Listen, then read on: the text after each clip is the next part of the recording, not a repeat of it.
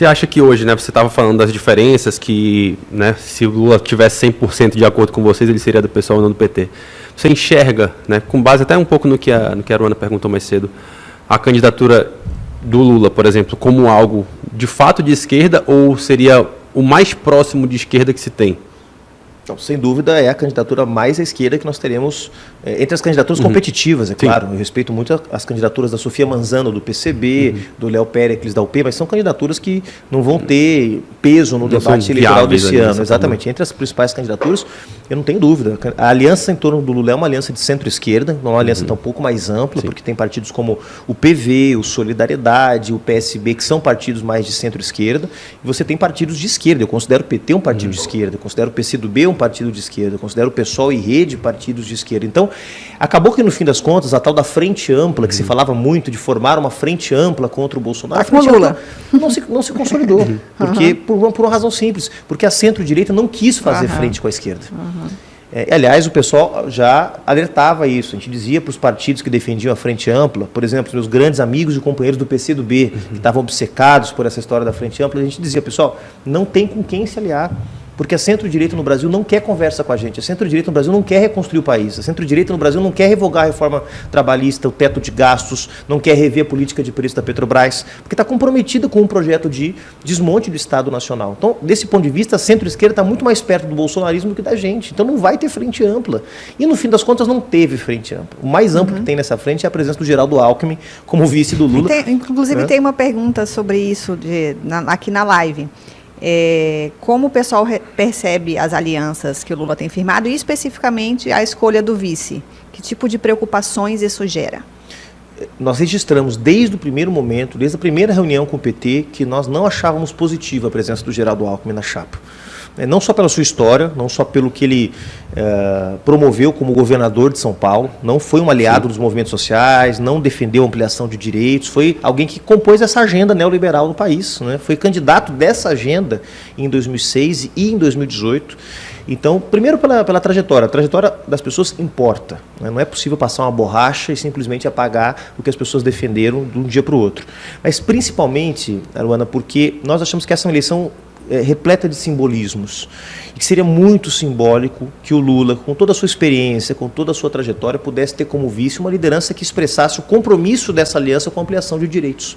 Imagina que bonito seria se o Lula tivesse como vice dele uma médica sanitarista que lutou pela vida na pandemia, que defendeu o SUS. Se ele tivesse como vice um professor ou uma professora universitários, agora que as universidades estão sendo tão atacadas pelo governo Bolsonaro, se tivesse alguém mesmo ligado ao setor produtivo ou aos movimentos sociais, uma liderança de movimento social, por exemplo. Então, nós defendemos que melhor seria, e não precisava ser do PSOL, não, em nenhum momento a gente reivindicou que o PSOL tivesse a vice, mas que melhor seria ter essa vice que expressasse esse compromisso com a ampliação de direitos. Agora, verdade seja dita, eu tenho feito algumas agendas com o presidente Lula, recentemente fui a Porto Alegre com ele, acompanhei as agendas no Sul, e o Alckmin tem se portado de forma exemplar, né? Ele não tem... Quase irreconhecível, eu diria. Quase irreconhecível. Ele tem se portado de forma exemplar, ou seja, ele tem cumprido o papel que o PT espera dele, que é o papel de dizer, eu estou aqui porque eu defendo a democracia, eu estou aqui porque eu reconheço no Lula uma liderança capaz de superar a crise que o país vive,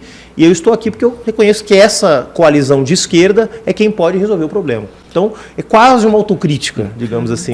Quando você defende que o PT tivesse alguém que representasse mais esse simbolismo do momento, né, como vice, você entende que o vice hoje não vai fazer diferença nenhuma nesse processo? Que Lula teria a mesma votação independente do seu vice ou não? Acho que do ponto de vista eleitoral tem pouco peso nessa eleição, pelo que representam as figuras do Lula e do Bolsonaro, são figuras muito grandes. Então não acho que o Lula vai perder votos por ter o Alckmin como vice, mas também não acho que ele vai ganhar votos. Aliás, o Alckmin se filiou a um partido que já apoiava o Lula, que era o PSB, e não trouxe consigo nenhum governador, nenhum senador, nenhum deputado. Então, do ponto de vista eleitoral, o Alckmin agregou muito pouco, né?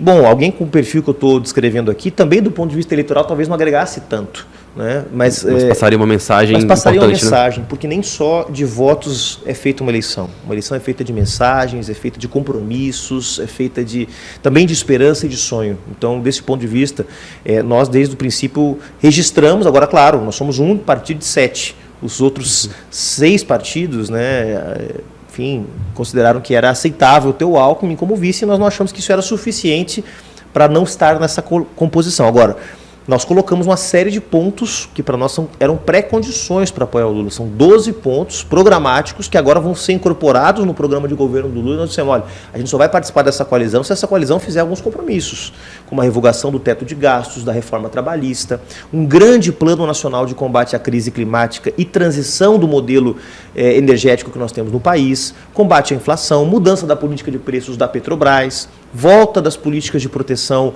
às mulheres, LGBTs, negros e negras, indígenas. Então a gente apresentou uma lista de condições um pouco inspirados nas grandes coalizões da esquerda europeia. Se você pegar hoje o governo espanhol com o Podemos, o Partido Socialista, a Esquerda Unida, se você pegar em Portugal a experiência recente da Geringonça, né, que foram coalizões da esquerda mais moderada, que no Brasil poderia ser representada pelo PT, pelo PSB, com a esquerda mais raiz, como disse o Dante, né, que no Brasil pode ser representada, dentre outros, pelo PSOL. Então, a gente colocou na mesa condições. Não é uma adesão à crítica ao Lula. Ninguém está dando um cheque em branco para o Lula. A gente acha que ele é o melhor candidato para superar essa tragédia, mas a gente também queria que ele compusesse conosco certos compromissos. Isso foi feito e nos deixou muito satisfeitos, porque não é, portanto, só um apoio que a gente está outorgando, mas também, da parte dele, um compromisso que ele está firmando conosco. Está participando, de fato, né, de alguma forma. Exato.